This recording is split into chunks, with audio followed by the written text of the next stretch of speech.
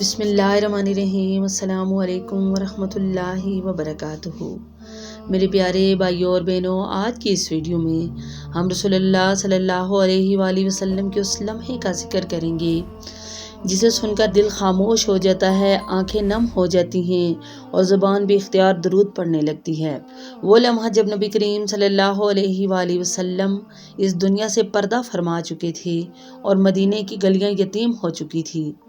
صحابہ کرام جن کی زندگی کا مقصد ہی رسول اللہ صلی اللہ علیہ وآلہ وسلم کی اطاعت تھا، جب صحابہ کرام نے رسول اللہ صلی اللہ علیہ وآلہ وسلم کو غسل دینے کا ارادہ کیا تو کسی کے ہاتھ میں طاقت نہ تھی، کسی کے دل میں ہمت نہ تھی۔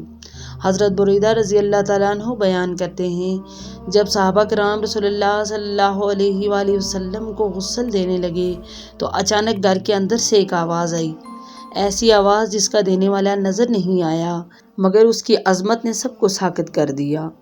وہ آواز کہہ رہی تھی، رسول اللہ صلی اللہ علیہ وآلہ وسلم کی قمیض نہ اتارو۔ سوچئے یہ کوئی عام بات نہیں تھی، یہ اللہ کی طرف سے اپنے محبوب صلی اللہ علیہ وآلہ وسلم کے لیے خاص عزت تھی۔ چنانچہ نبی کریم صلی اللہ علیہ وآلہ وسلم کو قمیض سمیت غسل دیا گیا۔ یہ اس بات کا اعلان تھا کہ یہ عام انسان نہیں، یہ اللہ کے آخری نبی ہیں جن کا ادب اللہ نے قرآن میں سکھایا اور جن کی حرمت وفات کے بعد بھی باقی رکھی۔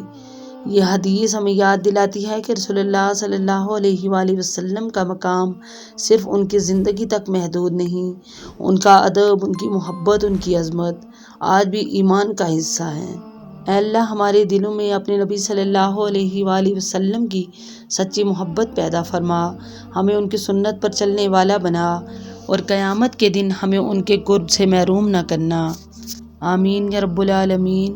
اگر آپ کے دل میں بھی رسول اللہ صلی اللہ علیہ وآلہ وسلم کی محبت بستی ہے تو اس ویڈیو کو درود شریف کے ساتھ لائک کیجئے اور چینل کو سبسکرائب کیجئے تاکہ ہم مل کر اپنے نبی صلی اللہ علیہ وآلہ وسلم کا ذکر دنیا تک پہنچا سکیں۔